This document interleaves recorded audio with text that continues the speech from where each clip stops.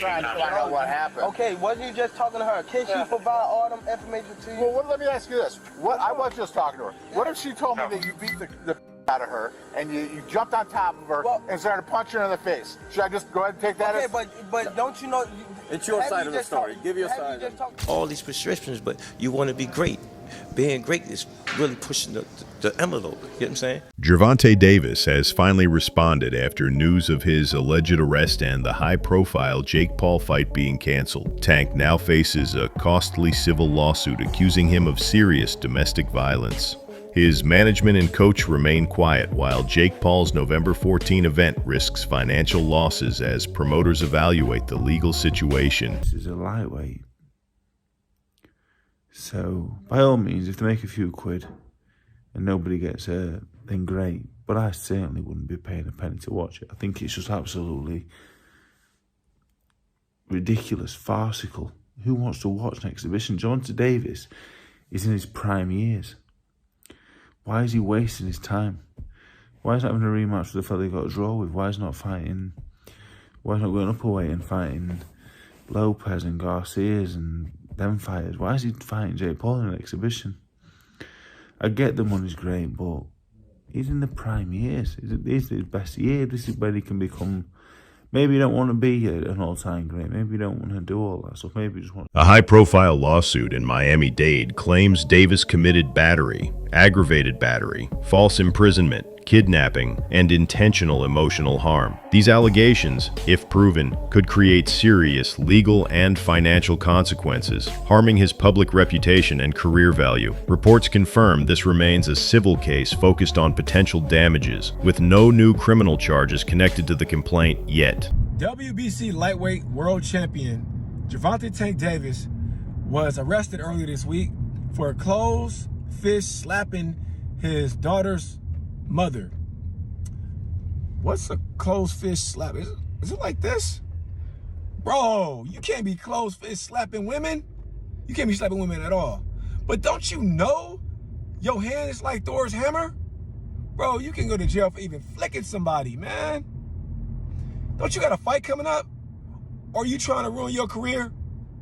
Right now, Gervonta Davis has not released a full public statement, keeping his brand reputation guarded while his legal and promotional teams manage the situation. His coach simply mentioned Davis is doing well as they navigate the current controversy. Jake Paul's most valuable promotions confirmed an internal corporate investigation after the lawsuit, stating they condemn violence and will decide next steps once more information is reviewed. This means the fight remains on the schedule but could be postponed or canceled if new details impact business decisions. Industry insiders now claim the November 14th event is highly likely canceled, despite earlier plans to host the high-profile matchup in Miami. The fight promised massive digital engagement, viral marketing opportunities, and strong revenue potential. A social media star versus a prize fighter in today's attention economy. In the making, when a fairly novice Jake Paul made a wish list of future opponents, and right in the middle of that list was Gervonta Tank Davis. Many laughed at the time, and some still can't believe we're here. But these two young men are the face of boxing for Gen Z and Gen Alpha. They are the two biggest boxers in America, and they are putting it all on the line. One has the speed, the skill, the accuracy, and the one-punch knockout power. The other has the size, the force, and the unbreakable confidence to make this must-see Netflix. The size difference is... The rules and context created hype and financial buzz around the matchup. Gervonta Davis, a lightweight champion fighting near 135 to 140 pounds, was stepping up to challenge Jake Paul, who operates closer to cruiserweight for pay-per-view revenue. During the press conference, they confirmed a 195-pound limit and 12-ounce gloves, sparking debate. Davis questioned the rule set, weight gap, and entertainment value. The high-stakes spectacle promised viral attention, sponsorships, premium brand exposure, digital engagement, lucrative ticket sales. I want to watch is Tank Davis versus Jake Paul. I want Tank Davis to knock his block off. I'm sick of the Paul brothers, both of them. I can't stand either one of them. And I know I'll get pounded with emails. He's just jealous. Oh, I'm not jealous of them. I could care less how much money they make. I don't like their attitude. I don't like the way they conduct themselves. I don't like the way they think, you know. Boxing fans online say Gervonta Davis avoids real competition like Shakur Stevenson and Teofimo Lopez, chasing bigger profits with Jake Paul. They believe his priority is revenue, viral marketing, and pay-per-view success, not legacy or elite athletic challenges, turning boxing into a high-profit entertainment business. We wouldn't go ever fight no Shakur Stevenson, no Keyshawn Davis, no Teofimo Lopez, no, none of them dudes. You know what I'm talking about? We got to think and look at Tank Davis's whole career. He done made some bread, but at the end of the day, all that bread that he made, when it's all said and done, he ain't gonna get no respect from his peers, because we gonna look down his resume and we gonna be like, he was trash, he was some trash, he was some trash, he was all right, but he was never like that. He was okay. He was some trash, he was some trash. He ain't. Davis was expected to face Roach again to close the chapter from their controversial draw and strengthen his boxing legacy. But when the chance to fight Jake Paul came with massive financial gain, global attention, and digital audience reach, priorities shifted. Sources indicate Davis could secure nearly $50 million, making the matchup a major business investment with huge pay-per-view revenue. Smith didn't attack the move, but noted how the boxing economy has changed. Today, legacy often follows profitable crossovers that expand brand value and attract a wider international fan base. He's in a division where he's got killers all in his division. You know, Shakur, Haney, who's 147. You know, you look at Teo, for example, Keyshawn, and then you choose to fight someone like Paul. Surely that's a concern when you do look at it like that. Yeah, but again, it's the world we're in. If you can get a huge amount of money to fight someone who's never boxed really before, you're going to do it. You know, Floyd Mayweather boxed Logan Paul with a huge weight disparity. He was done by then. He was done. Like, this is an active world champion. But it's the world we're in. Yeah. And that's the truth. You know, when it comes down to it. It's just like Conor McGregor fighting Floyd Mayweather. Two completely different sports. Was the biggest pay-per-view in recent times, wasn't it? Maybe if ever. Those are like different comparisons, though, if you think about it. Do you not like? Yeah, but the sport's in a wild place, isn't it? That's just, like, I'm just like the reality of where we are. You know, and I can't really say much when we're talking about Jake Paul fighting Anthony Joshua at the same time. Yeah. You know. Do you think Tank should get stripped of his title? Yeah, I think anyone who, just in general, doesn't defend their title to do something else should get stripped, because it shouldn't hold the belts up. You know, in any, like, I think that should be the reality in anything. You know, if you're not going to defend your belts, or you're not defending, sometimes there's the rules. Obviously, if you fight for a belt at a higher weight, you can retain the belt until there. But if you're not, don't have intention of defending the belts, you shouldn't hold the belts up. People should get the opportunity to fight for them.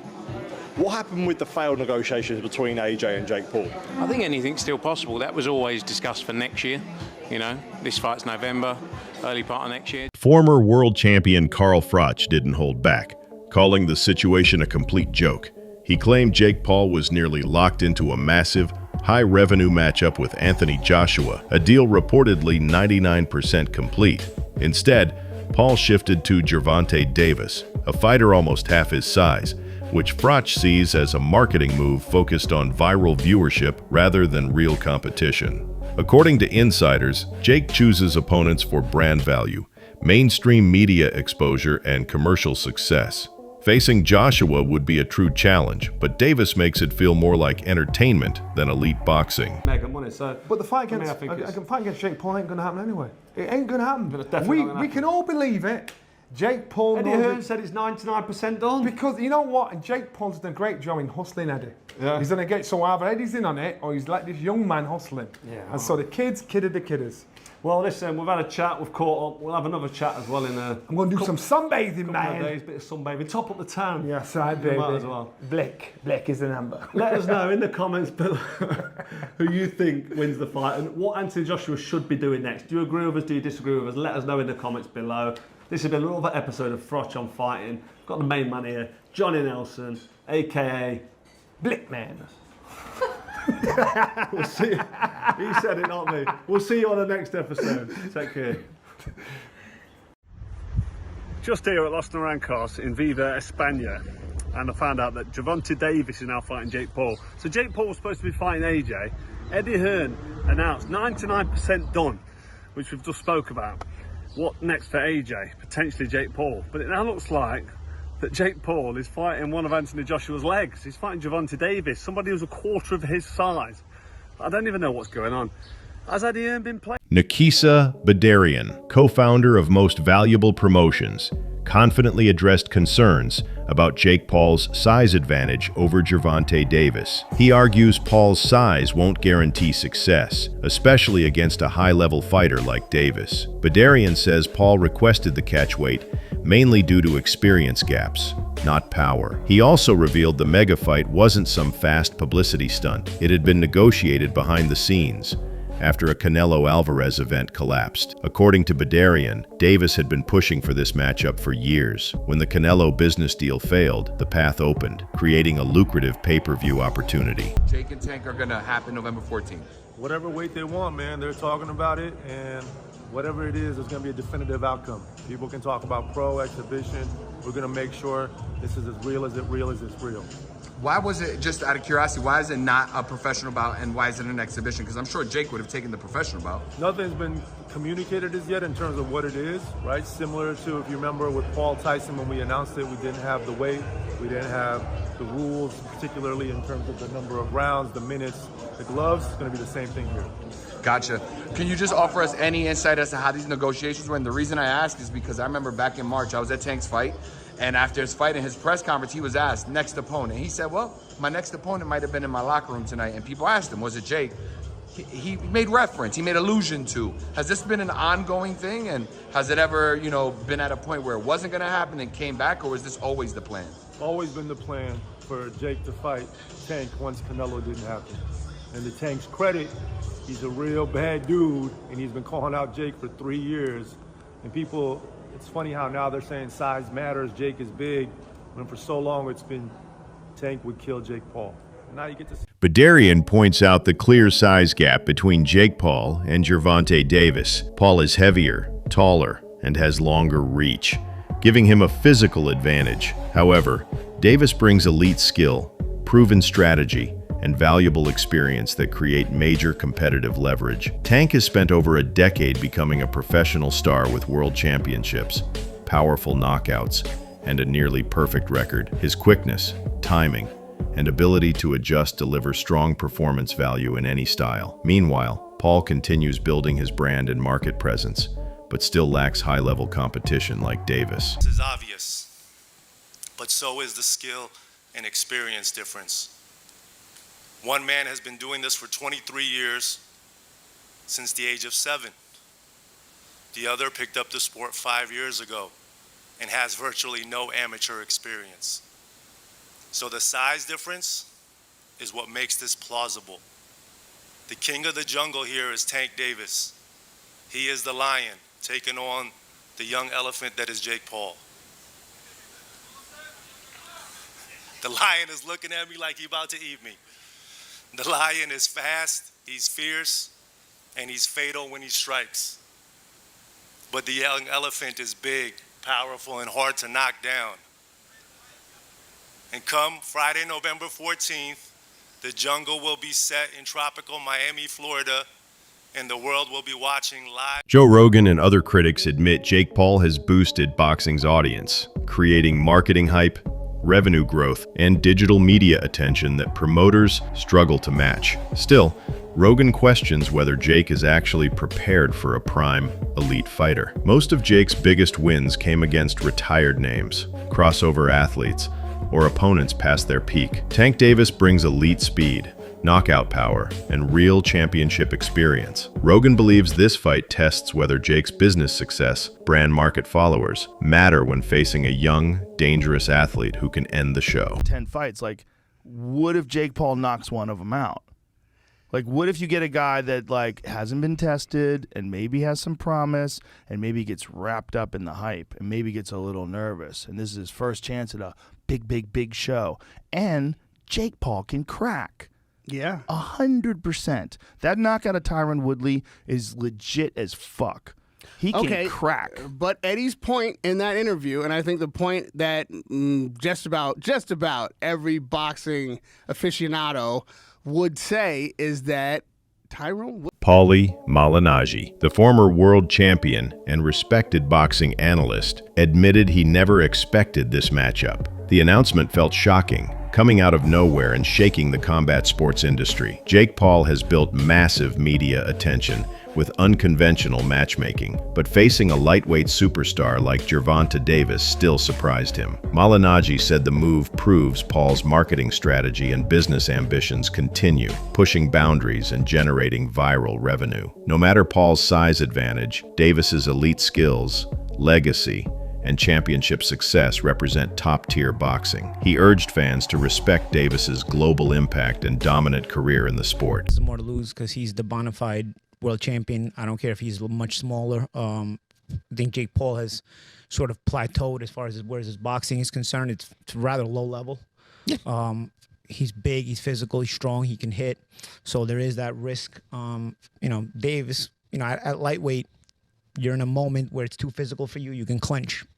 Against the heavyweight, where you clinching? You ain't getting out of that corner just clinching anymore if you run out of space. You know what I mean? So it's interesting. But Davis, listen, there's a lot of talking points that I'm sure we'll get into when this gets closer to the fight. Davis can still punch at lightweight. Can he drop a heavyweight? There's a lot to gain there, right? If Davis knocks the answer is yes. If Davis drops Jake on his ass, as much as Davis is the one with more to lose, it's still a highlight moment. A visual that will stay forever. Yeah. But if you get dropped, even if you're smaller, you're still a world champion, multiple weight classes. If you get dropped, what's the look? What's the feel?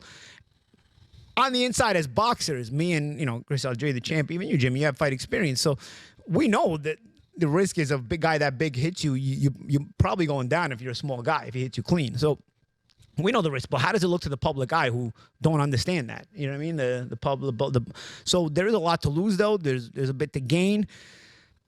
I wouldn't necessarily have an issue with this had Davis's career arc been one that benefited boxing.